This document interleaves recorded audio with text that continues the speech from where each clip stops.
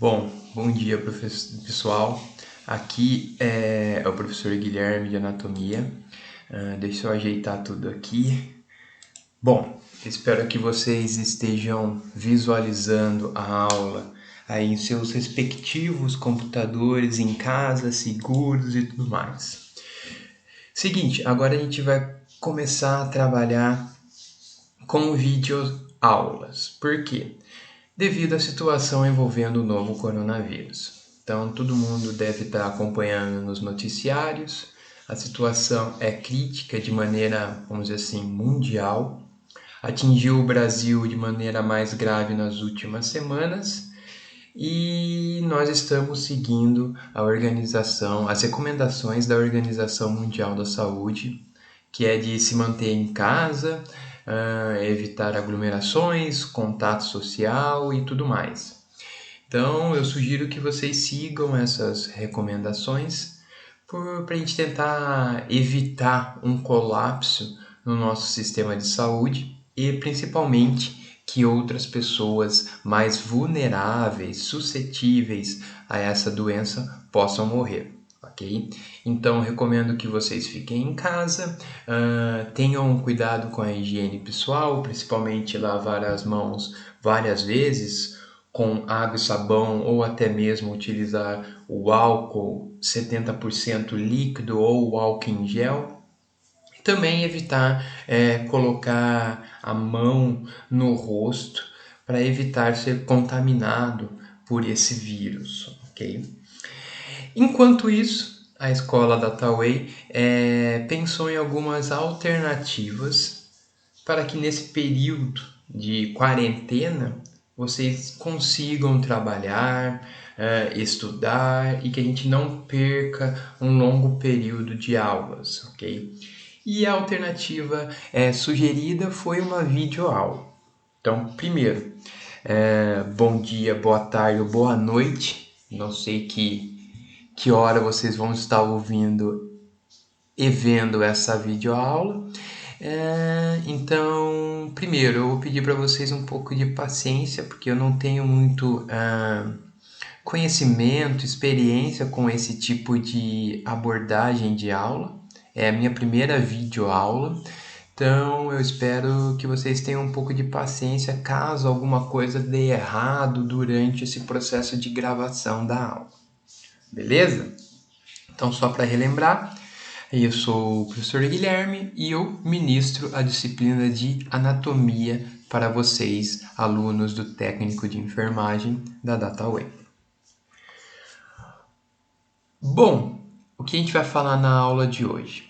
Na nossa última aula presencial, eu terminei o sistema digestório. Muitas pessoas faltaram porque essa crise envolvendo o coronavírus começou a disparar aqui no Brasil nessa semana. Eu cheguei a iniciar sistema endócrino com o pessoal que estava presente, só que eu não finalizei porque é uma aula muito extensa. Então eu vou retomar aqui desde o início nessa videoaula. Então, quais serão os principais tópicos trabalhados nessa videoaula de hoje? Sistema endócrino, eixo hipotálamo-hipófise. A gente vai falar muito sobre os hormônios sexuais, tanto masculinos como femininos. E aqui está sistema renal e exercício. O sistema renal vai ficar para a próxima videoaula da próxima semana. Só lembrando que eu vou disponibilizar no grupo de WhatsApp o vídeo dessa o link dessa videoaula, o arquivo dessa videoaula, bem como a aula em PDF, como vocês já estão acostumados, e um exercício. Esse exercício vocês terão 7 dias, exatamente uma semana para me entregar. Por quê? E é muito importante vocês me entregarem, porque essa lista de exercício vai ser tanto a presença de vocês na aula, que vai ser passado para a diretoria do DataWay. Então, um requisito para obter o currículo de técnico de enfermagem é presença.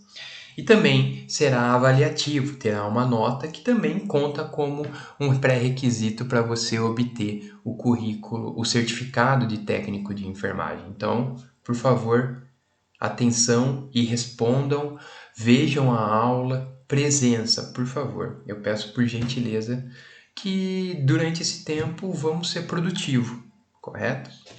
Então vamos lá, vamos iniciar a nossa aula. Chega de papo furado, vamos dizer assim.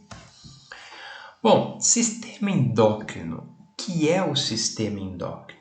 Está aqui no slide. O sistema endócrino é um conjunto de glândulas responsáveis pela produção e secreção de hormônios. A gente vai ver nos próximos slides o que são hormônios. Então aqui a gente já consegue ver que o sistema endócrino vai envolver um conjunto de glândulas. Eu vou destacar aqui nessa imagem, eu espero que vocês estejam vendo o cursor do mouse, senão eu espero que vocês consigam visualizar.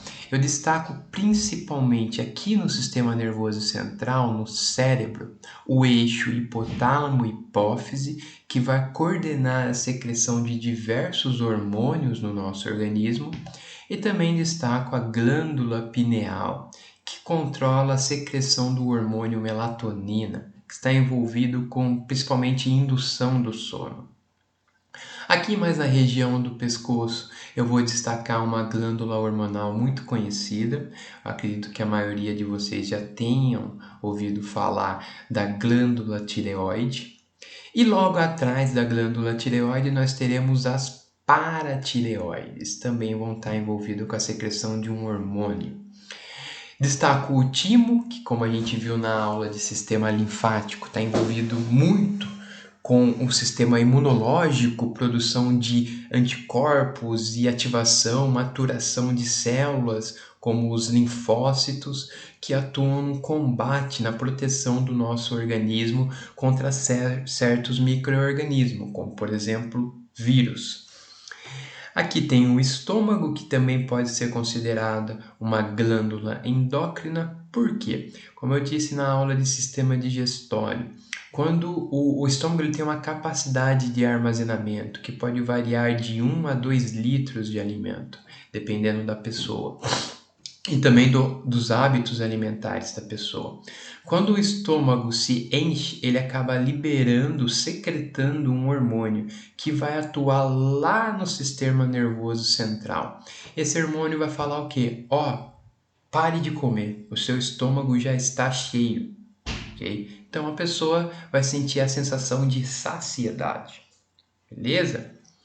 Também destaco as glândulas adrenais ou suprarrenais. Essas glândulas estão situadas logo acima dos rins. O pâncreas, que secreta principalmente hormônios envolvidos com o metabolismo da glicose, como a insulina e o glucagon. Os rins, o tecido adiposo, ok? Que é a nossa gordurinha. O intestino delgado também pode ser considerado uma glândula hormonal, e os órgãos sexuais, no caso das mulheres, os ovários, que vão produzir os hormônios sexuais, e no caso dos homens, os testículos, que irão produzir o hormônio sexual masculino, que no caso é a testosterona. Beleza? Muito conhecido aí. E de maneira geral, quais são as funções dos hormônios?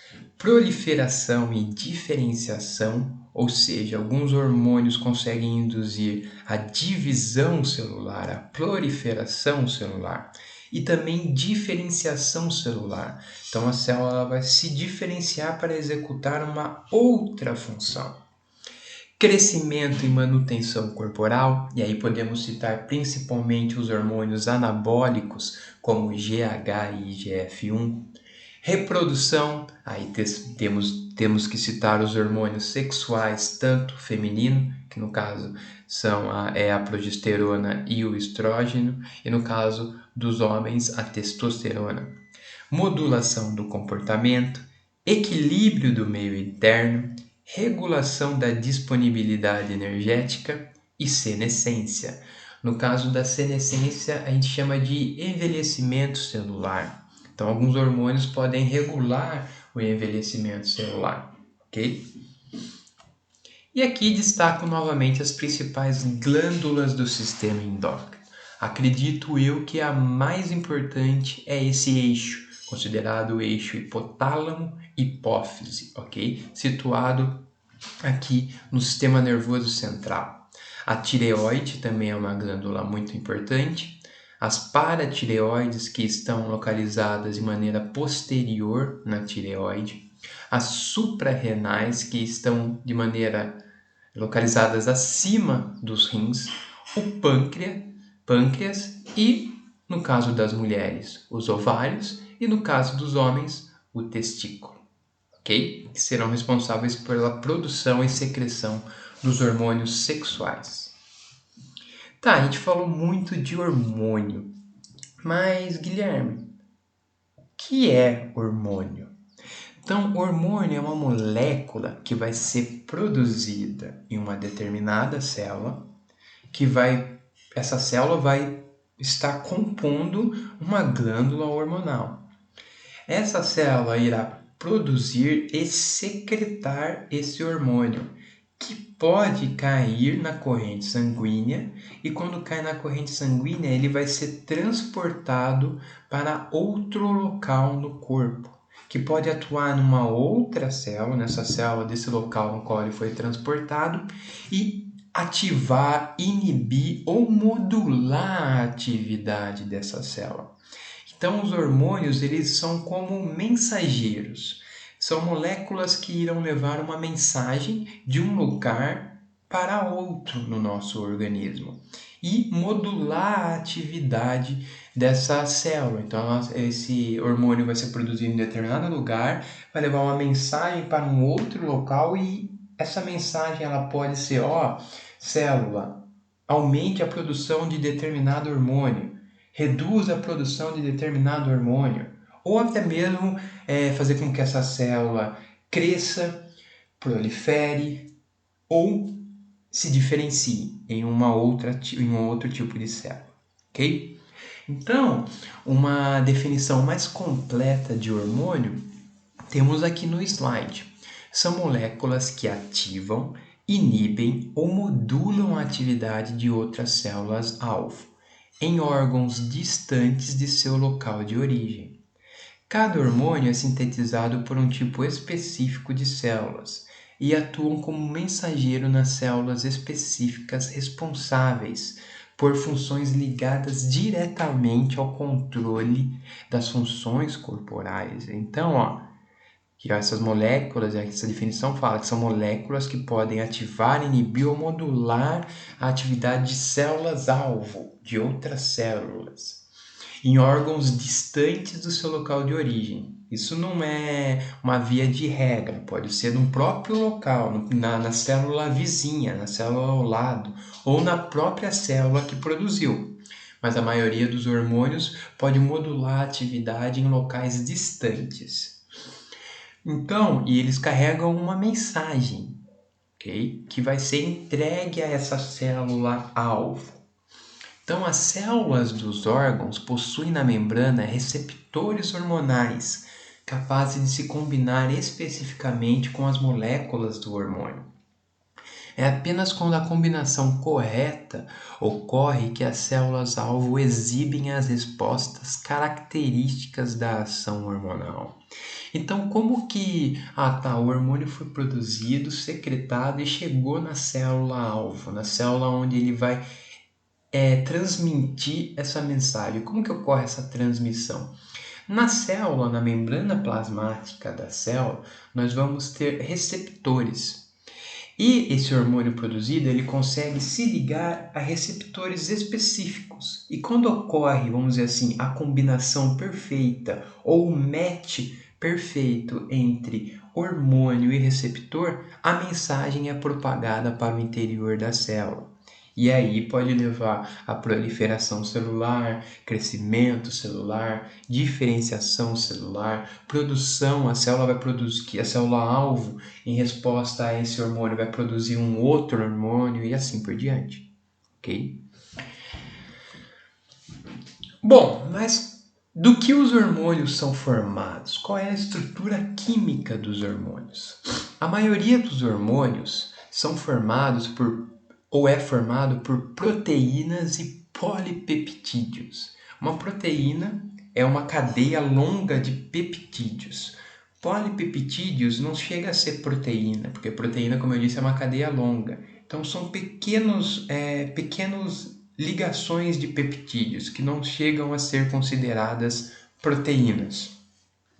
E nós podemos incluir nessa classe de hormônios os secretados pela hipófise anterior e posterior, pelo pâncreas, que no caso é a insulina e o glucagon, e muitos outros. Essa questão da hipófise anterior e posterior, a gente vai entender um pouco mais da anatomia do hipotálamo e também da hipófise nos próximos slides, ok? Também alguns hormônios podem ser produzidos a partir de esteroides. E quais são esses hormônios? Principalmente os secretados pelo córtex adrenal, como o cortisol e a aldosterona, pelos ovários, estrogênio e progesterona, pelos testículos, a testosterona, e também pela placenta, que no caso também é o estrogênio e a progesterona, ok? E também temos um grupo específico de hormônios que são derivados do aminoácido tirosina. Então, quais são esses hormônios? Secretados principalmente pela tireoide, que são a tiroxina e o triiodo de tironina, T4 e T3, respectivamente, e também hormônios secretados pela medula adrenal, como a adrenalina e noradrenalina, que a gente já viu na aula sobre o sistema cardiocirculatório, no qual a gente viu que tanto a adrenalina como a noradrenalina, elas podem aumentar os batimentos cardíacos, a frequência cardíaca, o débito cardíaco, que é calculado pela frequência cardíaca, e o volume sistólico. O volume sistólico é o volume de ejeção de sangue pelo ventrículo esquerdo. Também a noradrenalina e a noradrenalina podem causar a vasoconstrição e assim por diante, ok? Uma observação importante: não existe hormônio produzido ou conhecido como polissacarídeo. Não tem hormônio que é produzido a partir de sacarídeos, de polissacarídeos, de açúcar, ok? E também não tem hormônio produzido de ácidos nucleicos. Ácidos nucleicos são os componentes que formam principalmente o DNA e o RNA, beleza? Então isso é muito importante. Então aqui mostra mais ou menos como os hormônios de proteínas e polipeptídeos são produzidos. Então vai chegar um hormônio carregando uma mensagem para essa célula, essa célula vai captar essa mensagem vai ser enviada principalmente para o núcleo, que pode levar à produção de um outro hormônio. Como que isso ocorre? Ocorre um processo chamado de transcrição, que a gente já viu nas primeiras aulas, quando eu estava falando de célula, que esse processo de transcrição vai levar à formação de um RNA mensageiro. Esse RNA mensageiro consegue deixar o núcleo, porque o núcleo apresenta poros, chamados poros nucleares, e vai em direção aos ribossomos. Nos ribossomos vai ocorrer um processo chamado de tradução proteica ou síntese proteica. Esse RNA mensageiro ele vai ser decodificado, traduzido para a formação de uma proteína, que posteriormente é lançada para o interior do retículo endoplasmático, onde vai sofrer outros processamentos, passa pelo aparelho de Golgi, e no aparelho de Golgi ela pode ser secretada para o exterior da célula, através de vesículas secretoras. E aí, quando ela sai da célula, como ela é formada por proteína, esse hormônio ele é hidrossolúvel, ou seja, ele é facilmente dissolvido no plasma, ele pode ser facilmente transportado no sangue até os tecidos-alvo. Então, ele é facilmente transportado, diluído na corrente sanguínea. Okay? Nem todos os hormônios são facilmente transportados pela corrente sanguínea. Como, por exemplo, os hormônios esteroides, eles não são hidrossolúveis, eles são hidrofóbicos. Eles não conseguem circular livremente na corrente sanguínea. E é por isso que eles são transportados na corrente sanguínea ligados a proteínas plasmáticas. Então, se cair na prova, quais hormônios que não são facilmente transportados na corrente sanguínea, você vai dizer lá, ó, são os hormônios produzidos a partir do esteroide, como por exemplo T3, T4, não, desculpa, como por exemplo, a aldosterona, cortisol, testosterona e o estradiol, ok? E os hormônios derivados do aminoácido tirosina também são como os hormônios derivados a partir de proteínas. Eles são facilmente dissolvidos no plasma, eles são hidrossolúveis, então podem ser transportados facilmente, de maneira livre, na corrente sanguínea. Beleza? Bom, tem um negócio que a gente chama quando fala de hormônio, que é espectro de ação dos hormônios. Até onde a ação do hormônio pode atingir, ou como que é a ação dos hormônios. Existem 4 tipos de espectro de ação dos hormônios. O primeiro, o hormônio pode ter uma função endócrina. Então, como que isso ocorre? Vamos supor aqui que nós temos a célula A, que compõe uma glândula hormonal, que, por exemplo, está no cérebro. Essa célula A produz um hormônio. Esse hormônio, quando produzido e secretado, cai na corrente sanguínea, é transportado até um outro local do nosso corpo e vai atuar numa outra célula, na célula B. Quando o hormônio realiza essa função, a gente diz que ele tem uma função endócrina, ok? O hormônio também pode ter uma função neurócrina. E como que é isso? É a mesma coisa que a função endócrina, só que o hormônio ele não foi produzido por uma célula normal, ele foi produzido por uma célula do tecido nervoso, por um neurônio. Então, o neurônio produz um hormônio que cai na corrente sanguínea e é transportado para atuar em outra parte do nosso organismo, na célula B. Quando isso ocorre e o hormônio é produzido por um neurônio, nós dizemos que esse hormônio tem uma função neurócrina, ok? Os hormônios também podem ter uma função parácrina. Então, uma glândula hormonal é formada por uma série de células, uma ao lado da outra. Então, o que pode acontecer? A célula A produz um hormônio e esse hormônio não cai na corrente sanguínea, ele vai atuar na célula vizinha dela. Então, atua na célula B que está do ladinho dela.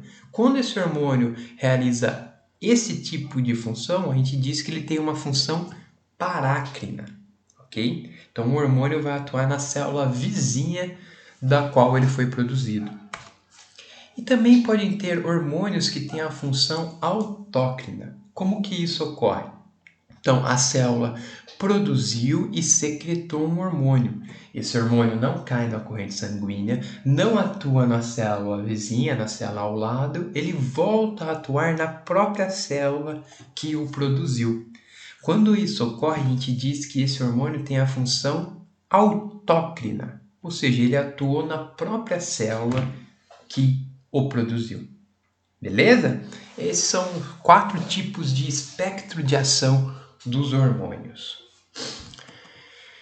Uma coisa importante também de saber dos hormônios é como que ocorre o controle e a regulação da secreção dos hormônios, que basicamente os hormônios podem ser controlados por 2 mecanismos.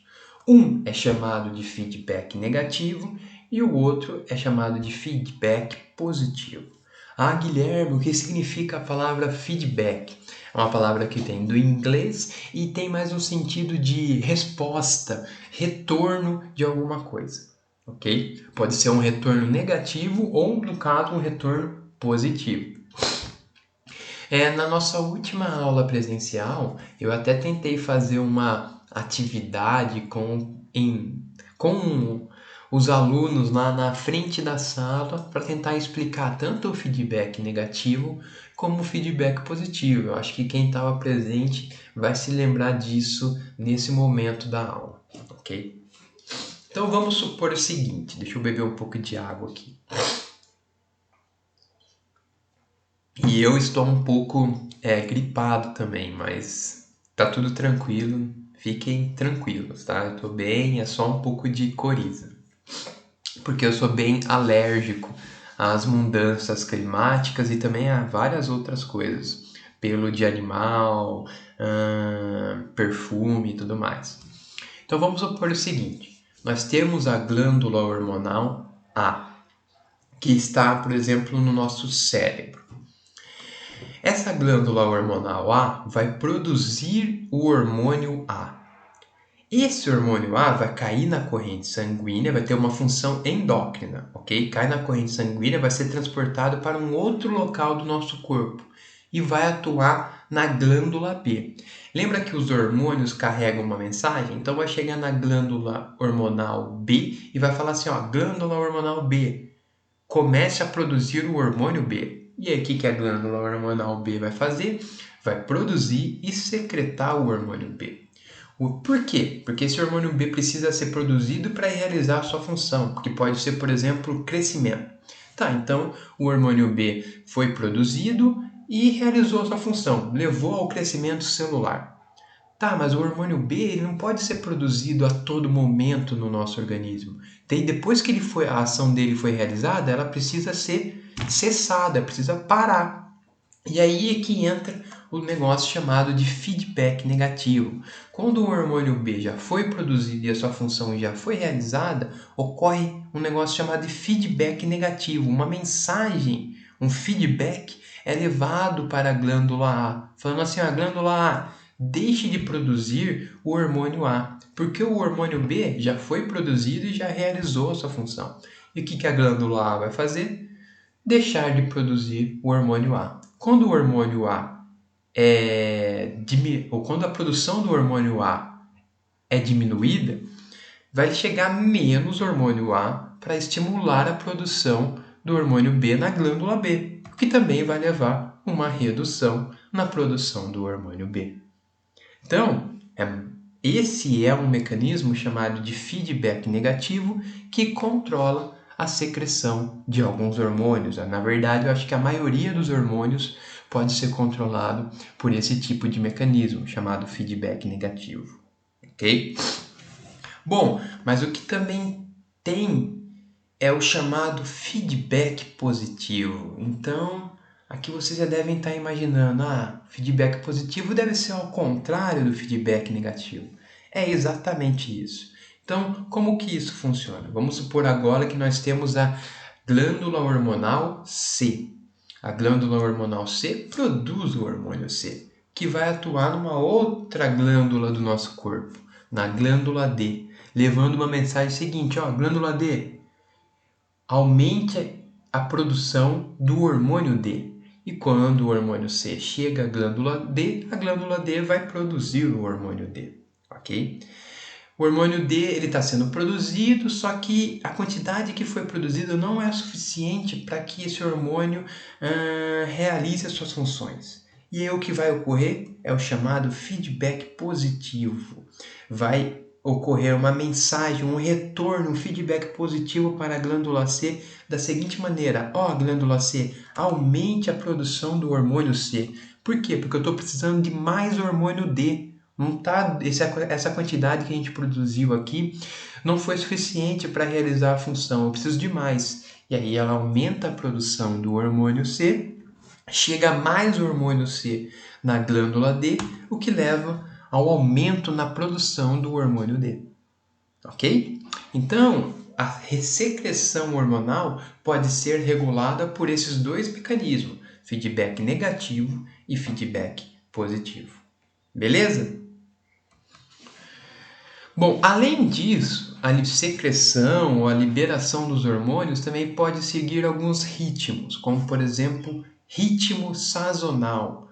Um determinado tipo de hormônio pode ser mais ou menos produzido em determinada época ou estação do ano. Então nós temos hormônios que a secreção é estimulada pelo frio, então consequentemente terá um aumento na produção desse hormônio no inverno, ok? Também tem hormônios que seguem um ritmo circadiano, que isso quer dizer? Que eles são produzidos em determinado horário do dia. Então, por exemplo, tem hormônios que são produzidos logo no início da manhã, como, por exemplo, um hormônio envolvido com o estresse, o cortisol. Já tem hormônios que são produzidos lá no fim, por volta das 10 horas da noite, quando você está começando a pegar no sono, como, por exemplo, o hormônio do crescimento, que é produzido ali durante a noite. É por isso que surge aquele ditado que dormir durante o sono, ou dormir faz a pessoa crescer. Por quê? Porque principalmente durante o sono ou no início do sono que o hormônio GH, que é o hormônio do crescimento, é produzido, que a estimulação ou a secreção desse hormônio está no seu pico mais alto, ok? Também tem hormônios que seguem o ritmo menstrual, no caso das mulheres, estrogênio, progesterona, LH, FSH, como a gente vai ver aqui na aula. Tem hormônios que também seguem um ritmo de desenvolvimento ou, por exemplo, em algum estágio da nossa vida, ele vai ter um pico. Também ocorre com o hormônio GH, que é o hormônio do crescimento. A criança, quando ela entra na adolescência, ali na puberdade, ela sofre um estirão, ela aumenta muito o seu tamanho, ela cresce muito. Por quê? Porque é nessa fase que a gente vai ter o pico da secreção do hormônio GH, que é o hormônio do crescimento, ok? Depois que o indivíduo, a criança, o adolescente, ele chega à fase adulta, ele vai ter uma manutenção dos níveis do hormônio de crescimento. E aí, quando ele chega na terceira idade, ocorre uma redução na secreção do hormônio do crescimento. Também tem hormônios que seguem um ciclo sono-vigília, que são hormônios que são mais secretados durante o sono e hormônios que são mais secretados durante o dia, quando você está acordado, ok? E alguns hormônios, eles seguem uma secreção meio que pulsátil, eles têm vários picos durante o dia, em determinadas horas, em determinados momentos, ok? Então, a liberação dos hormônios também pode seguir esses ritmos. Tá, mas lembra que eu falei para vocês que os hormônios eles carregam uma mensagem para uma outra glândula, para uma outra célula. E quando chegam nessa célula, eles podem se ligar a receptores e enviar essa mensagem para o interior da célula. Então, o que acontece com os receptores de proteínas? Os receptores não, os hormônios produzidos a partir de proteínas. Eles vão ser produzidos por uma glândula hormonal para atuar numa outra parte do corpo. Então, chegaram numa outra parte do corpo. Então, aqui a gente tem a membrana plasmática. Tudo que está para cima disso aqui é extracelular, ou seja, está fora da célula. E tudo que está para baixo da nossa membrana está para o interior da célula. Então, aqui a gente vê o citoplasma, ok? O que acontece? O hormônio chegou na sua célula-alvo. Na membrana plasmática, a gente vai ter diversos receptores. Esse hormônio vai se ligar no seu respectivo receptor e vai enviar uma mensagem intracelular, ou seja, para o interior da célula, ativando diversas proteínas no interior da célula até que essa mensagem chegue ao DNA dessa célula. E aí essa mensagem vai ser captada e a resposta vai ser produzida. Qual resposta que pode ser? Aumenta a proliferação celular, aumenta o crescimento celular, induz diferenciação celular e assim por diante, ok? Isso ocorre principalmente com os hormônios produzidos a partir de proteínas. Entretanto, com os hormônios produzidos a partir de esteroides, como por exemplo os esteroides suprarrenais, o que acontece? Esse hormônio, quando chega na célula-alvo, ele não vai ter um receptor localizado na membrana plasmática. Esse hormônio vai ter um receptor localizado no citoplasma. Então, o que ele faz? Ele se difunde facilmente pela membrana plasmática e se liga a esse receptor que está localizado no citoplasma da célula. E posteriormente, tanto o receptor como o hormônio se deslocam para o núcleo e enviam essa mensagem para o DNA, que irá processar e elaborar uma resposta, okay? Que pode ser crescimento, diferenciação, produção de um outro hormônio e assim por diante. Isso ocorre aqui principalmente com os hormônios produzidos a partir do colesterol, ok? No caso dos hormônios produzidos a partir do aminoácido tirosina, como os hormônios tireoidianos, o que acontece? Esse hormônio, quando chega na célula-alvo, também não vai ter um receptor na membrana plasmática, não vai ter um receptor no citoplasma, ele vai ter um receptor que já está no núcleo. Então, ele se difunde facilmente pela membrana plasmática e vai diretamente ao núcleo. Ele entra no núcleo por esses poros nucleares e se liga ao receptor.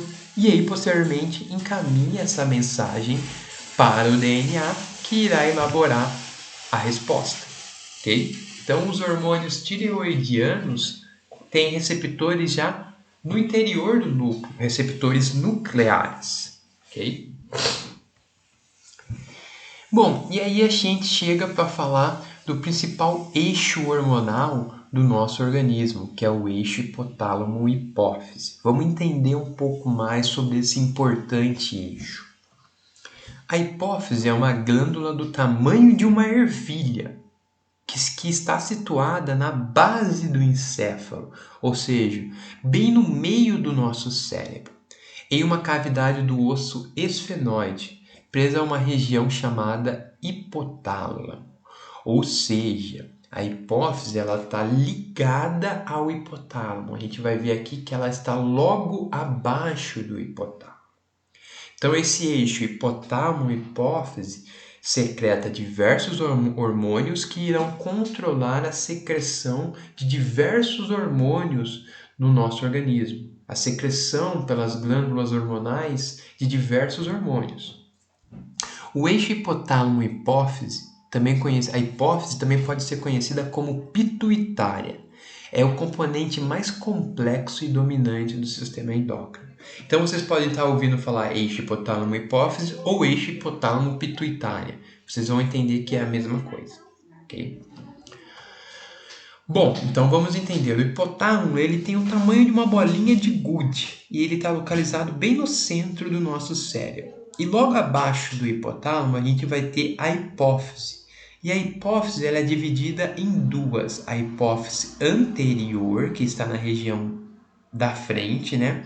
Também conhecida como como adenohipófise, e a hipófise posterior, que está localizada atrás da hipófise anterior e é conhecida também como neurohipófise.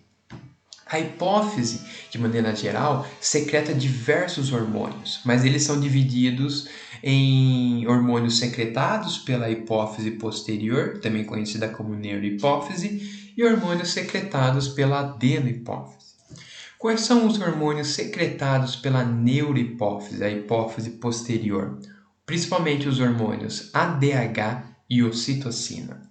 Já a hipófise anterior, ou também conhecida como adenohipófise, secreta os hormônios ACTH, TSH, LH, FSH, LTH, que é o hormônio lactogênico, secretado principalmente durante a gravidez, GH e prolactina.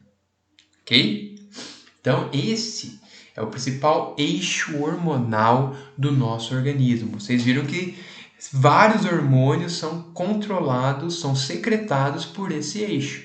Okay? Então, muita atenção ao eixo hipotálamo-hipófise. E que a hipófise é dividida em duas regiões. Uma anterior, também chamada de adenohipófise, que secreta determinados hormônios, e outra posterior, também chamada de neurohipófise, que secreta outros hormônios. Bom, dos hormônios secretados, ou que a secreção, a produção é controlada pelo eixo hipotálamo-hipófise, é o hormônio GH e também o hormônio IGF-1. Esses hormônios são hormônios anabólicos. Quando vocês ouvem a palavra anabolismo, vocês têm que ter em mente que está envolvido com crescimento. Então é por isso que a gente vê aquelas pessoas interessadas em academia, que querem crescer de maneira rápida e fácil, elas fazem a utilização de anabólicos, ok? Anabolizantes. Anabolizantes, eles podem fazer a utilização do próprio GH, que é o hormônio do crescimento. Eles administram de maneira sintética, um hormônio sintético, eles administram de maneira exógena esse hormônio sintético no corpo desse indivíduo, que vai levar a estimular o crescimento dos músculos, dos ossos desse indivíduo. Só que essa prática pode ter diversos efeitos colaterais, como, por exemplo, o surgimento de um câncer, de um tumor, pode levar ao gigantismo, pode levar também a outras situações que a gente vai ver no próximo slide, ok? Resistência à insulina e assim por diante. Então, quais são as principais funções do GH? Está envolvido principalmente com o controle da estatura corporal, retenção do cálcio nos nossos ossos, aumento da densidade mineral óssea, porque vai reter esse cálcio no interior dos ossos, aumento da massa muscular, daí o interesse por essas pessoas que querem aumento de músculo rápido e de maneira fácil, a utilização de GH, síntese de proteínas, ou seja, vai estimular a produção de proteínas e também o crescimento de vários órgãos. E como que ocorre o controle da secreção de GH? Então vamos lá. O hipotálamo, que está localizado acima da hipófise, e aqui a gente vai estar falando principalmente da hipófise anterior, que é chamada de adenohipófise, o hipotálamo vai secretar um hormônio chamado GHRH. Então, toda vez que vocês verem esse símbolo de positivo, quer dizer que esse hormônio estimula a adenohipófise a produzir certo hormônio. E qual hormônio que o GHRH vai estimular a adenohipófise a produzir? O GH. O GH é produzido e vai realizar as suas funções aqui, ó, que a gente já disse anteriormente. Além disso, o GH pode atuar no fígado, estimulando a produção de um outro hormônio que também é um hormônio anabólico, que também vai estimular aumento de massa muscular, aumento da densidade mineral óssea e tudo isso, que é um hormônio chamado de IGF-1, que vai ter funções semelhantes ao hormônio GH. Beleza? Além disso, o estômago secreta um hormônio chamado grelina, que também atua na adenohipófise de maneira positiva e também estimulando a produção do hormônio GH. Beleza? Tá, mas o hormônio GH foi produzido, realizou as suas funções e a produção dele precisa ser cessada, precisa ser reduzida. O que acontece? Acontece o chamado feedback negativo. Então, o IGF-1 foi produzido e realizou suas funções. O feedback negativo vai ser gerado para a adenohipófise, falando, ó, adenohipófise, deixe de produzir GH, pare de produzir GH, porque as funções já foram realizadas. Então, aqui o símbolo negativo indica inibição ou redução da produção de determinado hormônio. Além disso, o hipotálamo também pode secretar um hormônio chamado somatostatina, que irá atuar de maneira negativa, ou seja, reduzindo a produção do GH, ok? Então, o feedback negativo do GH pode ocorrer dessa maneira ou através da produção do hormônio somatostatina pelo hipotálamo, que também reduz a produção de GH pela adenohipófise. Ok?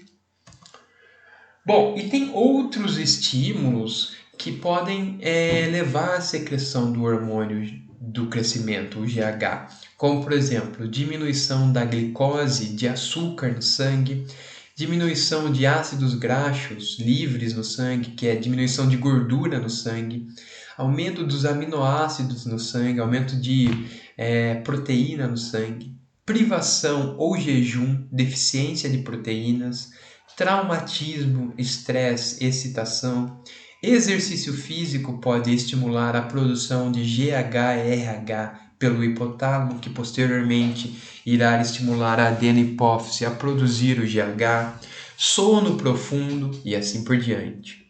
E também tem outras situações que também inibem a secreção do hormônio do crescimento, principalmente porque estimulam a produção de somatostatina pelo hipotálamo e a somatostatina reduz a produção de GH pela adenohipófise. Quais situações? Glicose sérica aumentada, aumento de açúcar no sangue, aumento de gordura no sangue, de ácidos graxos livres no sangue, o envelhecimento, a obesidade, você fazer a utilização de hormônio de crescimento de maneira exógena, ou seja, você pega um hormônio de crescimento sintético e aplica no seu corpo, como aquelas pessoas interessadas no ganho de massa muscular rápido e fácil podem fazer. Isso estimula a redução da produção de GH pelo seu organismo. Isso pode ser um problema, ok? Porque você pode se tornar dependente desse GH sintético, desse GH exógeno, ok? Porque o seu corpo deixou de produzir esse hormônio. E como eu disse, o hormônio GH ele tem um pico em determinado estágio da nossa vida, principalmente quando você entra na puberdade, passa da infância e entra na puberdade. Vai ter um pico de secreção do hormônio do crescimento. É esse pico que promove aquele estirão nas crianças quando elas começam a entrar na fase da adolescência e assim por diante. Depois da puberdade ocorre uma queda significativa na produção de GH, que se mantém estável na vida adulta. E depois volta a cair quando a gente atinge a senescência ou a terceira idade, no processo de envelhecimento. Leva uma redução na produção do hormônio GH. É por isso que pessoas de terceira idade, se não tiverem um estilo de vida adequado, podem apresentar perda de massa muscular, ok? E além disso, tem algumas anormalidades na secreção do GH. Se a pessoa produzir muito, em excesso GH, isso pode levar ao gigantismo.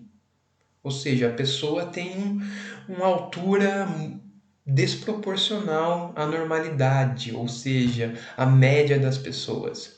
Também pode levar a uma situação chamada de acromegalia, como o GH estimula o crescimento dos ossos e também do tecido cartilaginoso, a pessoa acaba adquirindo esse aspecto aqui, ó, desse indivíduo que apresentou essa anormalidade relacionada à secreção do GH chamada de acromegalia. Tanto que esse indivíduo ele foi utilizado como base para a criação do personagem fictício Shrek, que eu acredito que todos vocês já devam ter visto os filmes, ok? Além disso, um problema na produção, na secreção, ou seja, você produz muito pouco GH ou às vezes não produz. Isso pode levar ao nanismo, a pessoa se tornar um anão, ok? O excesso de GH, se utilizado de maneira exógena, pode levar à resistência à insulina e posteriormente ao desenvolvimento de um diabetes. E além disso, o excesso de GH pode favorecer o crescimento tumoral e o desenvolvimento de algum tipo de câncer, ok? Então, essas são todas as anormalidades relacionadas com a secreção do GH.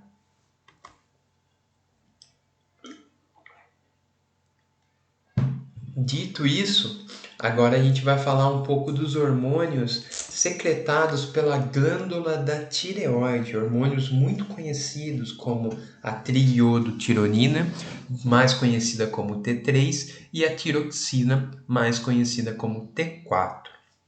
Então, o que é a glândula da tireoide? Ela está situada na porção anterior do pescoço, sobre as cartilagens da laringe. Produz dois hormônios que regulam principalmente o metabolismo e vão induzir também a produção de calor, que é a triiodotironina, T3, e a tiroxina, T4. Então, a tireoide está localizada aqui, ó, próximo à laringe, nas cartilagens da laringe, na região do pescoço. E aqui a gente tem uma imagem real de uma tireoide, de uma glândula da tireoide. Bom, com relação aos hormônios da tireoide, eles não são hormônios anabólicos como o GH e o IGF-1. Eles são hormônios termogênicos. Hormônios termogênicos, como eu disse anteriormente, eles estimulam a produção de calor.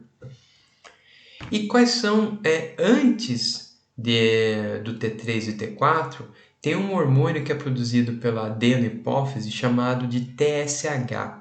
Esse hormônio que vai estimular a glândula da tireoide a produzir os hormônios T3 e T4. Então, quais são as funções do TSH? Crescimento e diferenciação da tireoide, estimula a conclusão da síntese, ou seja, da produção dos hormônios da tireoide e também a secreção desses hormônios, ou seja, o TSH estimula a produção e a secreção de T3 e T4. E também estimula a captação glandular de iodeto pela glândula da tireoide, porque a tireoide ela precisa de iodo para produzir esses hormônios do T3 e T4 e também para que ela funcione de maneira normal. É por isso que o nosso sal de cozinha ele é suplementado com iodo, para que a gente não tenha uma deficiência de iodo que possa levar a algum problema na glândula da tireoide. Por quê? Porque o nosso sal de cozinha é suplementado com iodo, porque na nossa dieta, a dieta do povo brasileiro não é muito rica em peixes de água fria, como por exemplo sardinha, atum, salmão, bacalhau. E esses peixes são ricos em iodo, são uma grande fonte de iodo. É por isso que o nosso sal de cozinha ele é suplementado com iodo para suprir essa deficiência que pode ocorrer na nossa alimentação, ok? E falando agora especificamente dos hormônios produzidos pela glândula da tireoide, temos o T3 e T4. E quais são as ações gerais do T3, que é também conhecido como triiodotironina, e o T4, que é conhecido como tiroxina? Aumento da utilização do oxigênio pelas células, aumento do dispêndio energético e aumento principalmente da produção de calor. É por isso que o T3 e o T4 são conhecidos como hormônios termogênicos. E como que ocorre a secreção desse hormônio? Também vai envolver o eixo hipotálamo-hipófise. Então o hipotálamo vai secretar um hormônio chamado TRH. Olha aqui, ó, sinal positivo. Então quer dizer que o TRH vai atuar na adenohipófise, estimulando a secreção de um outro hormônio chamado TSH. E o TSH também vai estimular a tireoide. Então, ó, sinal positivo, TSH ele sai do cérebro e vai em direção à tireoide e estimula a glândula da tireoide a produzir os hormônios T3 e T4, que tem essas funções aqui que a gente disse ao lado. Aumento da utilização do oxigênio, dispêndio energético e produção de calor principalmente. Tá, eles foram produzidos e realizaram as suas funções. Então vai ocorrer um processo de feedback negativo, tanto para a adenohipófise, falando assim, adenohipófise, deixe de produzir e secretar TSH, com a redução de TSH também vai reduzir a produção de T3 e T4. E também é gerado um feedback negativo para o hipotálamo, para deixar de produzir TRH e assim vai reduzir a produção do TSH pela adenohipófise. Ok? Bom, tem outras situações que também estimulam a produção dos hormônios da tireoide. Quais são essas situações? Jejum. Jejum prolongado diminui a produção de T3 e T4 pela tireoide. Frio aumenta a produção de T3 e T4 pela tireoide. Isso é meio óbvio, né? Já que os hormônios produzidos pela tireoide estimulam a produção de calor, quando você está com frio, consequentemente a coisa que você deseja é aumento na produção de calor para manter a sua temperatura corporal nos valores normais, né? Então, o frio estimula a produção de T3 e T4 pela tireoide. Durante a noite também está aumentada a produção de T3 e T4. A somatostatina, que é aquele hormônio que reduz a produção de GH, também vai diminuir a produção de TSH pela adenohipófise, então também vai reduzir a produção de T3 e T4 pela tireoide. Cortisol, que é um hormônio envolvido com estresse, então é muito produzido em situações estressantes, também vai reduzir tanto o TSH produzido pela adenohipófise quanto o TRH produzido pelo hipotálamo, que consequentemente irão reduzir os níveis de T3 e T4 secretados pela glândula da tireoide. E o GH, o hormônio de crescimento, também reduz a produção de TSH pela adenohipófise e, consequentemente, reduz a produção de T3 e T4. Além de termogênese, da produção de calor, T3 e T4 realizam diversas outras funções, como, por exemplo, também podem estimular o crescimento, também estão envolvidos com o desenvolvimento do sistema nervoso central, ou seja, do nosso cérebro. No sistema cardiovascular, T3 e T4 podem levar a um aumento do débito cardíaco, aumento do fluxo sanguíneo tecidual, aumento da frequência cardíaca, aumento da força de contratilidade cardíaca e aumento da respiração. Com relação aos efeitos de T3 e T4 no metabolismo, aumenta o número de mitocôndrias no interior da célula, um processo conhecido como biogênese mitocondrial, aumento de uma proteína chamada UCP1, que também é uma proteína que é produzida no interior das mitocôndrias, e essa proteína também irá levar ou contribuir para o aumento na produção de calor, aumento do consumo de oxigênio, aumento de absorção de glicose, de açúcar pelas células, aumento da glicogenólise, da lipólise e da síntese de proteínas, ou seja, da produção de proteínas. Então aqui tem um resumão das principais funções do T3 e T4 no nosso organismo. Beleza? Próximo tópico, a gente continua ali na região da tireoide, só que a gente vai falar de uma glândula chamada glândula da paratireoide, que estão localizadas de maneira posterior à tireoide. Então, a glândula da paratireoide são 4 glândulas localizadas duas a duas ao lado da tireoide. Elas vão secretar um hormônio chamado paratormônio. Esse hormônio, qual é a função dele?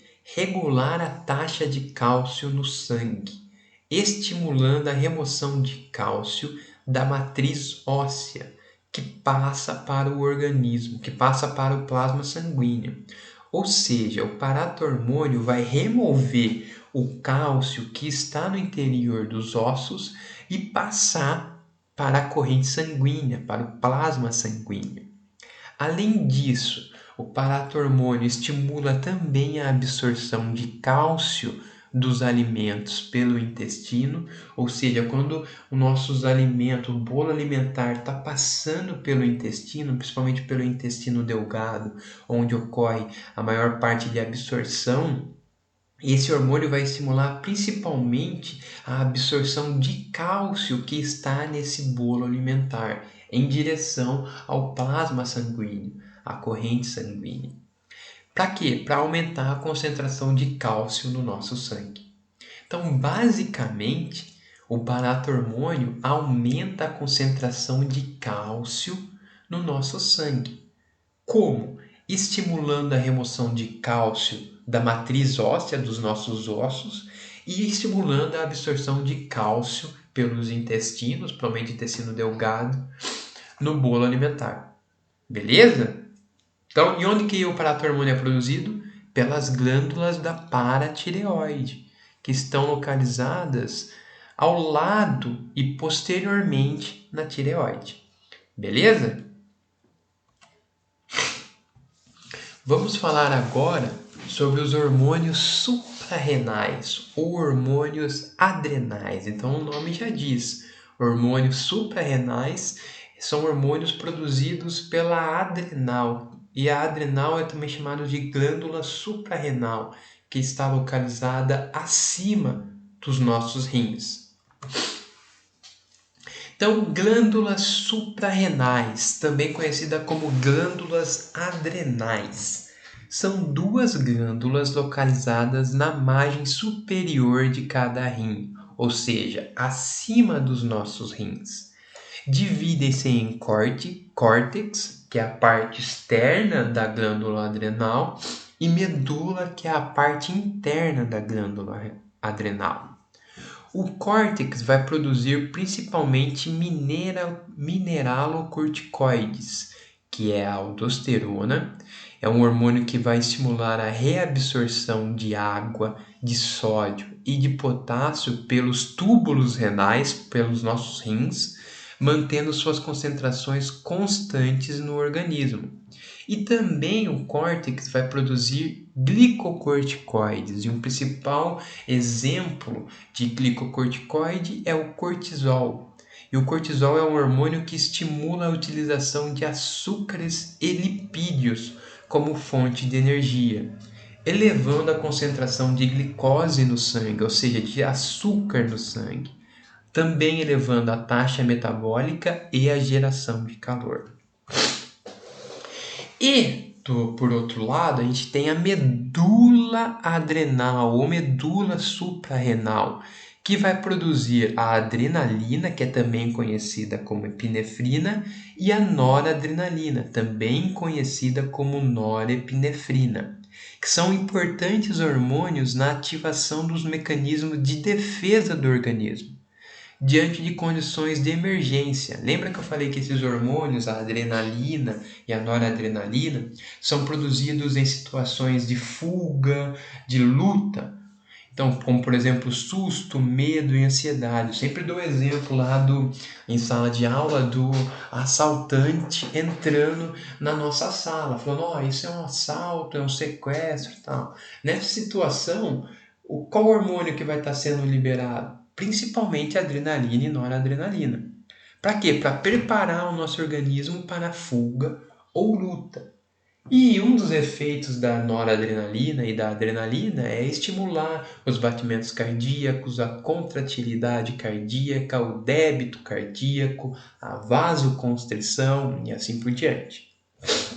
Então, aqui estão as suprarrenais, essas duas glândulas hormonais que estão localizadas acima dos nossos rins. A gente tem duas, por quê? Porque a gente também tem dois rins. Okay? A gente pegar essa glândula renal e fazer um corte nela para ver o seu interior, a gente vai ver que ela é dividida em duas porções. Essa porção mais externa é chamada de córtex e a porção mais interna é chamada de medula.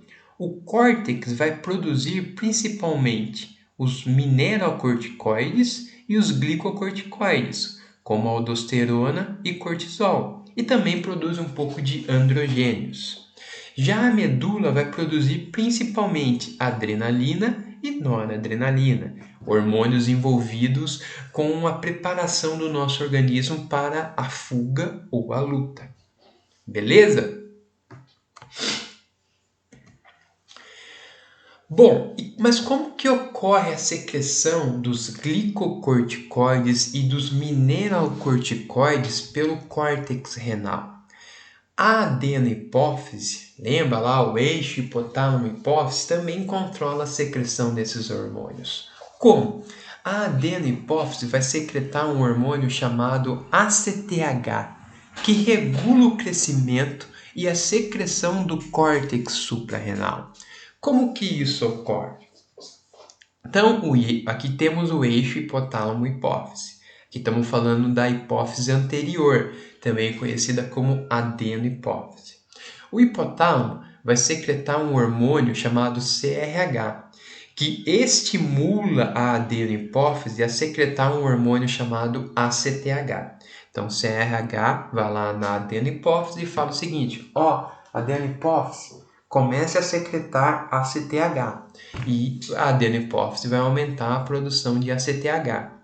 O ACTH estimula a suprarrenal, principalmente o córtex adrenal, a produzir os hormônios glicocorticoides, que é a aldosterona, que é o cortisol, desculpa, e os mineralocorticoides, que é a aldosterona. Então, os hormônios produzidos pelo córtex, aqui eu errei, não é córtex renal não, tá gente? É o córtex adrenal, que são os glicocorticoides, vai estimular o cortisol, que está envolvido com estimular o catabolismo, e os mineralocorticoides, que é principalmente a aldosterona, que aumenta a reabsorção de sódio e a secreção de potássio pelos túbulos renais, ou seja, aumenta a reabsorção, a recaptação de sódio pelo rim e a secreção de potássio. Para quê? É capaz de aumentar o volume do nosso sangue e também a pressão arterial. Tá bom. Esses hormônios, glicocorticoides, mineralocorticoides, foram produzidos e realizaram as suas funções. Tem que então reduzir a produção desses hormônios, a secreção desses hormônios.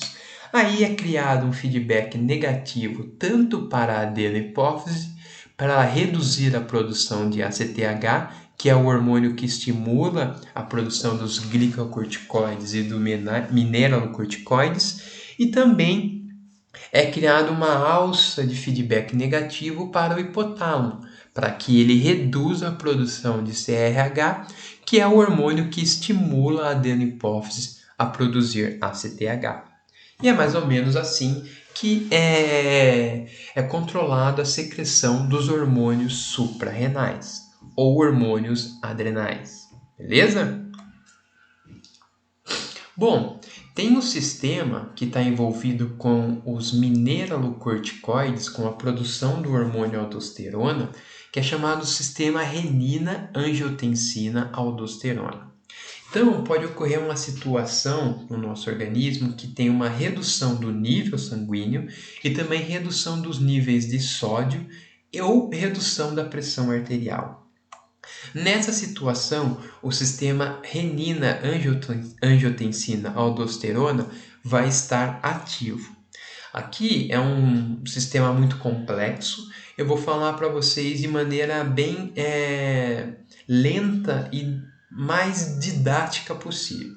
Nessa situação de redução do nível sanguíneo, redução dos níveis de sódio no nosso organismo e também redução da pressão arterial, os rins vão produzir e secretar um hormônio chamado renina. E o fígado vai produzir um hormônio chamado angiotensina. A renina na corrente sanguínea vai se combinar com a angiotensina produzida pelo fígado para formar um hormônio chamado angiotensina 1. Esse hormônio, quando ele passa principalmente pelos pulmões, ele vai sofrer a ação de uma enzima. A angiotensina vai sofrer a ação de uma enzima chamada ECA, enzima conversora de angiotensina. Essa enzima vai converter angiotensina 1 em angiotensina 2. E a angiotensina 2, uma vez produzida, ela atua lá na suprarrenal, nas adrenais, estimulando a produção do hormônio aldosterona, que é um mineralocorticoide. O que a aldosterona faz? Ela atua principalmente nos rins, nos túbulos renais, estimulando a reabsorção de água e sódio, ou seja, vai reabsorver água e sódio, e estimulando também a secreção de potássio, que vai ser eliminado na urina. Isso faz com que aumente o nível sanguíneo, aumenta os níveis de sódio no nosso organismo, porque está reabsorvendo sódio e aumenta também a pressão arterial. Beleza? Então, esse mecanismo, esse sistema renina-angiotensina-aldosterona também está envolvido com o controle da nossa pressão arterial. Não só da pressão arterial, controle do nível sanguíneo, dos níveis de sódio e assim por diante. Beleza? Além disso, esqueci de comentar, a angiotensina 2 também é capaz de estimular a vasoconstrição, ou seja, a constrição dos nossos vasos sanguíneos, que também vai contribuir para aumentar a pressão arterial. Beleza? Com relação aos glicocorticoides, que é outra classe de hormônios secretados pelo córtex adrenal. E aqui eu vou destacar principalmente o principal glicocorticoide, que é conhecido como cortisol. Como que ocorre a regulação da secreção de cortisol? Então, situações de estresse, como estresse de cirurgia, pré-cirurgia ou pós-cirurgia, queimaduras, febre, exercício prolongado e extenuante, que também é uma situação estressante para o nosso organismo, ou até mesmo hipoglicemia. A hipoglicemia é situações onde os valores de açúcar no sangue, a concentração de glicose e açúcar no sangue está muito baixa. Isso tudo vai estimular o hipotálamo a produzir o hormônio CRH. Esse hormônio CRH estimula a adenohipófise a produzir o hormônio ACTH. E o hormônio ACTH vai atuar lá na suprarrenal, principalmente no córtex adrenal. Desconsiderem aqui córtex renal, é córtex adrenal. E ela vai estimular o córtex adrenal a produzir um glicocorticoide. Qual o glicocorticoide? O cortisol. E o cortisol, o que ele vai fazer? Primeiro, gliconeogênese, que é estimular a produção de glicose pelo nosso fígado. Ele vai aumentar a mobilização, a utilização de proteínas no nosso organismo e também a mobilização, a utilização, a queima de gorduras pelo nosso organismo. Para quê? Com o objetivo de tentar aliviar esse estresse que a gente está enfrentando devido a essas situações. Então, o cortisol ele é um hormônio que é estimulado durante situações estressantes. E ele é estimulado para tentar aliviar esse estresse. E é assim que ocorre o controle da sua secreção. Ok? Além disso, os glicocorticoides, como por exemplo o cortisol, eles também seguem um ritmo circadiano de secreção. A secreção de cortisol é igual à do ACTH, que é aquele hormônio produzido pela adenohipófise que vai levar a estimular a secreção do cortisol pelas suprarrenais, pelo córtex adrenal. Então, o cortisol ele tem um pico de secreção antes de acordar pela manhã e níveis baixos ao dormir. Então, lá, 5, 6 horas da manhã, a gente vai ter um pico tanto do cortisol como do ACTH.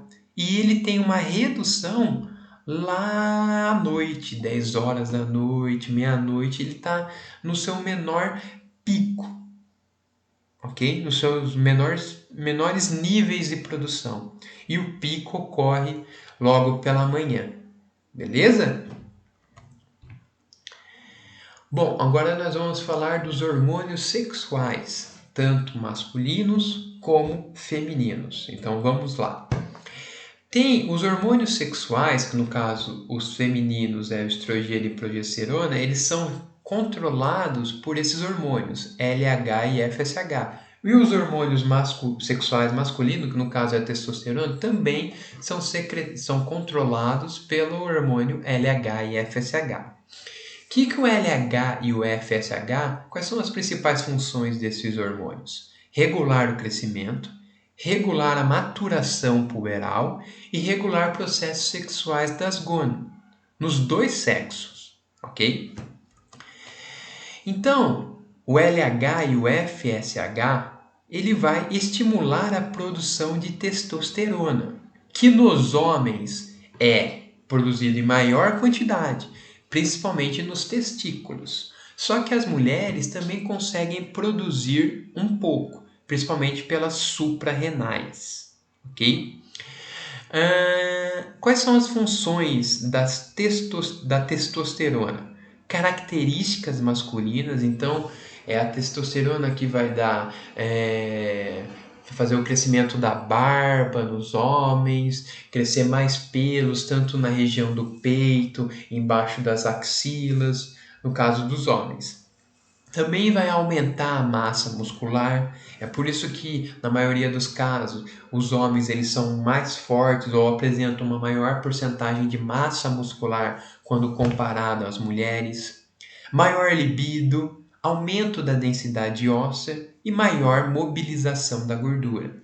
Essas são as principais funções da testosterona, que a produção é estimulada pelos hormônios LH e FSH. Testosterona é produzida nos homens principalmente nos testículos e nas mulheres principalmente pelas suprarrenais. E nas mulheres, o LH e o FSH vai estimular principalmente a produção de estrogênio, que ocorre nos ovários. Os homens também produzem um pouco de estrogênio. Como? Nos homens, o estradiol, que é o precursor do estrogênio, é formado a partir da testosterona, pela ação da enzima aromatase. Então, principalmente o tecido adiposo dos homens, a gordurinha lá na barriga dos homens, está envolvido com a produção de estrogênio, ok? E quais as funções do estrogênio? Vão dar as características femininas, ok? Vai estar envolvido também com o controle do ciclo menstrual, deposição característica de gordura nas mulheres, que é principalmente subcutânea, gordura depositada abaixo da pele e principalmente na região do quadril, e aumento da densidade óssea. Beleza? E como que ocorre a secreção desses hormônios, tanto de testosterona por parte dos homens e dos estrogênios e progesterona por parte das mulheres? Também vai envolver o eixo hipotálamo-hipófise. Lembre-se, esse eixo é o principal eixo hormonal do nosso organismo, não tem como fugir dele. Como que ocorre?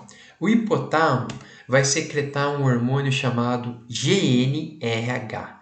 Esse hormônio chamado GnRH vai atuar de maneira positiva, ou seja, vai estimular a adenohipófise a produzir os hormônios LH e FSH. Esses hormônios, eles atuam de maneira positiva. No caso dos homens, nos testículos, em duas células que estão lá no testículo, nas células chamadas de células de Leydig e nas células de Sertoli. As células de Leydig vão produzir o principal hormônio sexual masculino, a testosterona, no qual as funções a gente viu nos slides anteriores, ok? E o LH e FSH também vão estimular as células de Sertoli a produzir ou estimular a espermatogênese nas células de Sertoli, que vai produzir, é o processo de produção dos espermatozoides, que é muito importante para a reprodução dos seres humanos. Beleza? Além disso, o LH e FSH nas células de Sertoli vão estimular a produção de um outro hormônio chamado inibina. Esse hormônio chamado inibina está envolvido também com um feedback negativo. Então vamos lá, vamos com calma. Hipotálamo produziu GnRH que estimula a adenohipófise a produzir LH e FSH.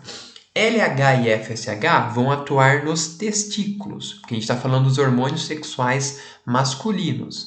Os testículos, a gente tem dois tipos de célula, células de Leydig e células de Sertoli. LH e FSH nas células de Leydig vão estimular a produção de testosterona, que quando produzida vai ter as suas funções, dar as características masculinas, maior libido, deposição de gordura, maior massa muscular e assim por diante. Já LH e FSH nas células de Sertoli vai estimular a espermatogênese, que é a produção dos espermatozoides, importante para a reprodução, e também estimula uma proteína, um hormônio, a produção de um hormônio chamado inibina. Tá, vamos lá falar do feedback negativo dos hormônios sexuais masculinos. Tá, a testosterona foi produzida e realizou as suas funções. Um feedback negativo vai ser gerado, uma alça de feedback tanto para a adenopófise, fazendo a adenopófise, deixe de produzir LH e FSH. E também uma alça de feedback negativo vai ser produzido para o hipotálamo, falando, hipotálamo, deixe de produzir GnRH, ok? Além disso, o hormônio inibina, que é produzido em resposta ao LH e FSH pelas células de Sertoli, o nome dele já diz o que ele vai fazer. Ele vai reduzir ou inibir a produção de LH e FSH pela adenopófise e também reduzir a produção de GnRH pelo hipotálamo. Ou seja, o hormônio inibina ele vai atuar como feedback negativo. Um feedback negativo tanto para a adenopófise como para o hipotálamo. Beleza? É assim que ocorre a secreção dos hormônios sexuais masculinos. E a testosterona ela também tem um pico durante o desenvolvimento, que também ocorre na puberdade. Então, quando o indivíduo, no caso os homens, a criança atinge a puberdade, vai ter um pico na secreção do hormônio testosterona, que se mantém estável durante a vida adulta e quando o indivíduo atinge a fase de senescência ou inicia o processo de envelhecimento, tem uma redução. Em alguns casos, isso pode levar a uma situação chamada de andropausa, que é como se fosse a redução drástica da produção de testosterona, do hormônio sexual masculino, nos indivíduos de terceira idade, ok? E a testosterona também ele tem um pico de secreção em determinado horário do dia, que é principalmente durante a manhã, as primeiras horas da manhã, 6, 5 horas da manhã até as 8 da manhã, a gente tem um pico na secreção de testosterona, que reduz durante o dia e os menores valores são à noite, ok? Então, o pico de testosterona é logo nas primeiras horas da manhã. Agora nós vamos falar dos hormônios sexuais femininos. Como que ocorre o controle da secreção desses hormônios? É bem semelhante ao dos masculinos, mas tem algumas diferenças importantes. Então tá lá, aqui nas mulheres o hipotálamo também vai produzir o hormônio GnRH, que atua estimulando a produção de LH e FSH pela adenopófise. LH e FSH vão atuar no ovário das mulheres. E lá no ovário, LH e FSH vai estimular a produção de progesterona e também vai estimular a produção de estrogênio, os dois principais hormônios sexuais femininos. Além disso, aquele hormônio chamado inibina também vai ser produzido. Então aqui vocês já devem estar pensando, será que ela também controla o feedback negativo no caso da produção dos hormônios sexuais femininos? Sim, vai estar envolvido com isso. Então progesterona e estrogênio vai estar envolvido com dar as características femininas, o depósito característico de gordura nas mulheres, produção dos óvulos e assim por diante. Tá, progesterona foi produzido e realizou as suas funções. Vai ser criado um feedback negativo, uma alça de feedback negativo para a adenopófise, dizendo, adenopófise, deixe de secretar LH e FSH, ou reduz a secreção de LH e FSH. E também uma alça de feedback negativo para o hipotálamo, para ele reduzir a produção de GNRH. Além disso, a inibina também vai gerar uma alça de feedback negativo para a adenohipófise, com o objetivo de reduzir a produção e secreção de LH e FSH. E também uma alça de feedback negativo vai ser gerado para o hipotálamo, dizendo, olha, hipotálamo, reduz a produção de GNRH aí, porque eu preciso reduzir a produção de LH e FSH e, consequentemente, de progesterona e estrogênio. Beleza? É basicamente assim que ocorre o controle da secreção dos hormônios sexuais femininos. E aqui é só para mostrar mais ou menos o órgão sexual feminino, os ovários, e onde esses hormônios que a gente disse são produzidos. Okay?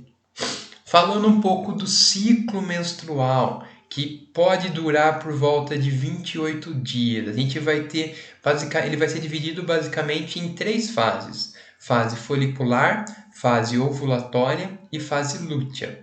A fase folicular, ela dura aproximadamente 15 dias e o início dela é o sangramento menstrual. Durante essa fase, que é a fase folicular, a gente vai ter um aumento na secreção de alguns hormônios, como por exemplo, estradiol. Okay? Aí atingiu a fase ovulatória, que dura de 1 a 3 dias e culmina na ovulação. O que ocorre na fase ovulatória? Ocorre um aumento na produção do hormônio LH e também do hormônio FSH, que vai estimular a ovulação. E posteriormente, depois de 3 dias, a gente entra na fase lútea, que pode durar de 3 dias, que vai culminar e também terminar no sangramento menstrual. Na fase lútea, a gente vai ter uma redução na produção dos hormônios LH e FSH, um aumento na progesterona, e isso vai levar ao processo de descamação do útero, da parede do útero da mulher, que leva ao sangramento menstrual. Ok? É basicamente isso que acontece. Eu não sou um expert em ciclo menstrual, né? Mas eu acho que é basicamente isso que acontece, levando em consideração os picos de secreção hormonal. Lembrando que quando a mulher entra na fase ovulatória e na fase ovulatória tem um aumento na temperatura corporal da mulher, ok? E que é quando ocorre principalmente a ovulação. Beleza? Basicamente isso. E aqui é só para mostrar que temos na puberdade, quando a criança atinge ou entra, o indivíduo entra na fase de puberdade, a gente vai ter a menarca, que é a primeira menstruação. Depois disso, ela vai se tornar com um ritmo mais constante. Ela se mantém durante a maioria da fase adulta, até lá 50 e poucos anos, até que chega uma determinada idade que ocorre a menopausa, que deixa de produzir os hormônios sexuais femininos e deixa também. Isso tem diversas consequências para as mulheres. Pode levar ao desenvolvimento chamado de síndrome climatérica, no qual ocorre devido à menopausa, que é aumento dos fogachos, que é aquela sensação de temperatura, aumento da temperatura corporal, né? E também pode levar a outras consequências, como redução do depósito de gordura subcutânea aí na região do quadril, e a mulher começa a ter um aumento do depósito de gordura na região visceral, como os homens, né? Na região da barriga. Além disso, pode ter uma redução da densidade mineral óssea, e isso pode levar ao desenvolvimento de algumas doenças, como osteoporose, osteopenia e assim por diante. Okay? Tanto que uma estratégia quando a mulher atinge a menopausa é fazer a reposição hormonal. E isso tem que ser feito com o auxílio de um médico especialista, ok? Outros hormônios importantes a se citar aqui, temos o hormônio ADH, que é o hormônio antidiurético. Ele não vai ser secretado pela adenohipófise, que é a hipófise anterior. Aqui ele vai ser secretado pela neurohipófise, que é a hipófise posterior, em resposta ao aumento da osmolaridade e redução do volume sanguíneo. Então, quando a gente tem uma redução do volume sanguíneo e o aumento da osmolaridade do sangue, esse hormônio ele vai ser secretado. E ele atua nos ductos e túbulos coletores dos rins, aumentando a reabsorção de água. O nome já diz, ele é um hormônio antidiurético. Ele também pode atuar nos vasos sanguíneos, induzindo a vasoconstrição. O efeito do ADH é suprimido pela ingestão de líquidos. Então, como você tem uma redução do volume sanguíneo, esse hormônio é secretado para fazer com que esse volume sanguíneo não reduza mais ainda. Aí, quando você bebe água, ingere líquidos, esse hormônio ele deixa de ser secretado porque a água vai contribuir para aumentar o volume sanguíneo. Beleza? E também destaco a melatonina, que é secretado por uma glândula que também está no nosso cérebro, no nosso sistema nervoso central, chamado glândula pineal. E a melatonina, que é secretado pela glândula pineal, ela é secretada principalmente em resposta a baixa luminosidade. Então, quando você está num local muito escuro, isso ocorre principalmente durante a noite, quando você vai dormir, ocorre um aumento na secreção de melatonina pela glândula pineal. E a melatonina é responsável pela regularização do sono e controle do ciclo circadiano. E também pode atuar como potente agente antioxidante. É por isso que, quando você vai dormir, é importante você estar com uma baixa luminosidade no seu quarto. Evitar utilizar celulares, TV ligada, porque tudo isso pode dificultar a secreção de melatonina pela glândula pineal. E isso vai ter consequências na sua qualidade, na qualidade do seu sono, ok? E também pode alterar a secreção de outros hormônios, já que a melatonina é responsável por regularizar o ciclo circadiano e alguns hormônios são secretados seguindo esse ciclo circadiano, ok?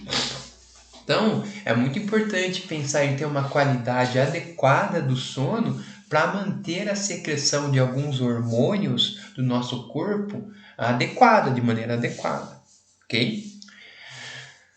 Bom, e também vou destacar aqui para finalizar a nossa aula os hormônios secretados pelo pâncreas, que eu vou destacar basicamente dois, a insulina e o glucagon, tá? Então, a insulina, localizada à esquerda do abdômen posterior ao estômago, é responsável pela produção de dois hormônios. Então, aqui falando do pâncreas, ele está localizado à esquerda do abdômen e posterior ao estômago. Ou seja, ele está atrás do estômago e é responsável pela produção de... Tem outros hormônios, mas aqui eu vou destacar dois, a insulina e o glucagon. Falando primeiramente e mais específico da insulina. Qual que é a função da insulina? A insulina ela vai ser produzida pelas células beta. Lá no pâncreas a gente tem dois grupos de células, uma chamada de acinopancreáticos, que estão envolvidos com a produção do suco pancreático para auxiliar a digestão do bolo alimentar lá no intestino delgado, ok? E também vamos ter um grupo de células chamadas de ilhotas de Langerhans, ou ilhotas pancreáticas. Nesse grupo de célula, a gente tem basicamente célula alfa e célula beta. São dois grupos diferentes de células que estão nas ilhotas pancreáticas. Nós também temos a célula delta, mas eu não vou falar da célula delta aqui. As células alfa e beta é o que eu vou destacar. As células betas, elas são responsáveis por produzir a insulina, produzir e secretar a insulina. E as células alfa vão ser responsáveis por produzir e secretar o hormônio glucagon. E qual é a função do hormônio insulina produzido pelas células beta pancreáticas, células beta do pâncreas? Ela tem a função de coordenação do fluxo e destino metabólico de glicose endógena, ácidos graxos, que é gordura, aminoácidos e outros substratos, de forma a assegurar que as necessidades energéticas sejam atendidas. Ou seja, basicamente a insulina vai estimular a captação pelas células do nosso corpo, como por exemplo células musculares, células do tecido adiposo e assim por diante, a captação, a absorção de glicose, ácidos graxos e aminoácidos.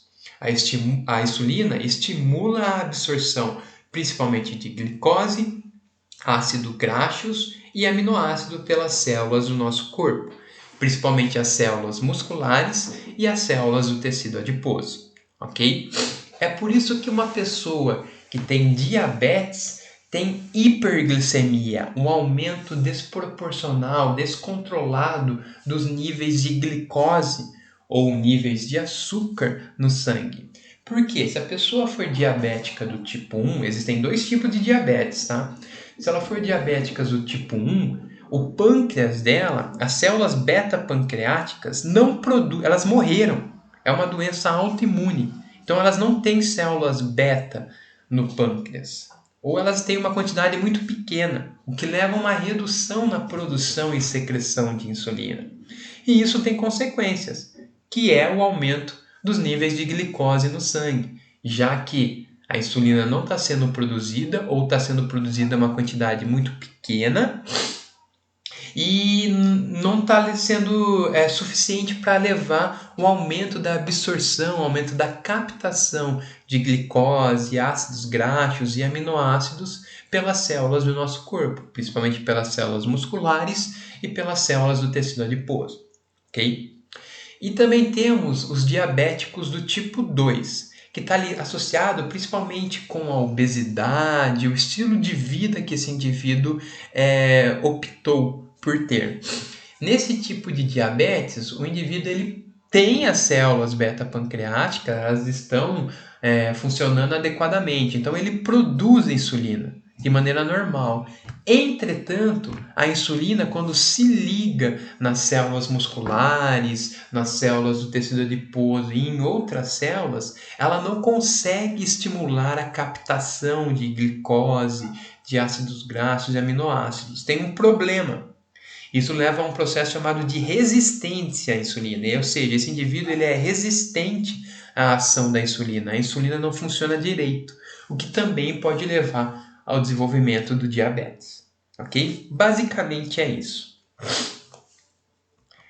Então, após aquela refeição, aquele churrascão, o que vai acontecer com os níveis de glicose, aminoácido e ácidos graxos livres na corrente sanguínea? Eles aumentam e eles precisam ser captados pelas nossas células para que a gente estoque essa glicose, entendeu? Para que depois ela possa ser utilizada para gerar energia. Então, nessa situação de aumento de glicose, aminoácido e ácidos graxos livres na corrente sanguínea, isso estimula o pâncreas, principalmente as ilhotas pancreáticas, as células beta-pancreáticas, a produzir e secretar insulina, que cai na nossa corrente sanguínea e atua principalmente no músculo esquelético, promovendo a captação de glicose e aminoácidos, a glicogênese e a síntese de proteínas. Também vai atuar no tecido adiposo, na nossa gordurinha aqui, ó, estimulando a captação de glicose e também a lipogênese, que é o depósito de gordura na nossa gordurinha aqui, ó, no nosso tecido adiposo. Além disso, no fígado reduz a produção hepática de glicose e também estimula a glicogênese, ok? Com relação ao glucagon, que agora não é mais produzido pelas células beta, ele é produzido pelas células alfa lá das ilhotas de Langer, das ilhotas pancreáticas. O que ele faz? Ativa uma enzima que fraciona as moléculas de glicogênio do fígado e músculo. Aqui eu errei. em moléculas de glicose, que passam para o sangue, elevando a glicemia ou a taxa de glicose sanguínea. Então, o glucagon ele vai ser produzido numa situação oposta à insulina. Lembra que a insulina ela é produzida quando você acabou de se alimentar, aquele churrascão e tudo mais? O glucagon ele vai ser produzido quando você está em jejum, um jejum de longo período, jejum extenuante. Isso vai fazer com que as células alfa do pâncreas produzam glucagon. Esse glucagon vai atuar nas células musculares, nas células do tecido hepáticas e também no tecido adiposo, estimulando a quebra das moléculas de glicogênio. O que é o glicogênio? Quando a célula muscular ou a célula do fígado capta glicose, essa glicose ela é armazenada no músculo e no tecido hepático, no fígado, não na forma de glicose, mas na forma de glicogênio. Então, o que o glucagon faz? Ele é produzido e secretado pelas células alfa do pâncreas, atua principalmente no músculo e no fígado, estimulando a quebra desse glicogênio, que vai liberar glicose, e essa glicose vai ser secretada ou liberada na corrente sanguínea para elevar a glicemia. Glicemia é a concentração de glicose na corrente sanguínea e também a taxa de glicose sanguínea. Por quê? Porque o seu corpo precisa de glicose. A glicose é uma fonte energética. E no caso do cérebro, a glicose é a principal fonte energética do cérebro, das células que formam o sistema nervoso central, que são os neurônios. Então é preciso manter uma concentração adequada de glicose durante o dia para que principalmente as células do cérebro utilizem essa glicose para gerar energia e assim realizar as suas funções. Beleza? Bom, pessoal, a aula de hoje é isso. Na próxima aula eu vou falar sobre o sistema renal e sistema urinário. Então, só lembrando, eu vou disponibilizar essa videoaula para vocês no grupo de WhatsApp. Também vou disponibilizar no formato PDF a aula sobre o sistema endócrino e uma lista de exercícios. Esses exercícios devem ser respondidos e encaminhados no e-mail guilherme.dataway@gmail.com. Esse e-mail, essa atividade vai ser o registro da presença de vocês e também vai valer nota. Isso é o que eu vou passar para a diretoria da escola Dataway para saber o rendimento, o desempenho de vocês durante a disciplina, nesse período que nós estamos de quarentena, estamos de isolamento social, ok? Então é muito importante vocês fazerem. Bom, eu espero que vocês tenham gostado da aula. Eu sei que ela ficou muito longa, porque esse tópico ele é realmente extenso. E eu peço que vocês tenham uma certa paciência, porque foi a primeira vez que eu realizei uma videoaula. Eu não sei se foi bom ou se foi ruim, mas foi a primeira vez que eu realizei e eu estou tentando melhorar a cada dia esse novo método de aula, ok? Então, muito obrigado pela paciência, pela presença e boa noite, boa tarde, bom dia a todos. Até mais, pessoal. Até a próxima aula. Agora deixa eu finalizar aqui, dar um stop. Só um minuto. Que eu ainda estou meio aprendendo a mexer nisso aqui, né? Então é isso, pessoal. Até mais.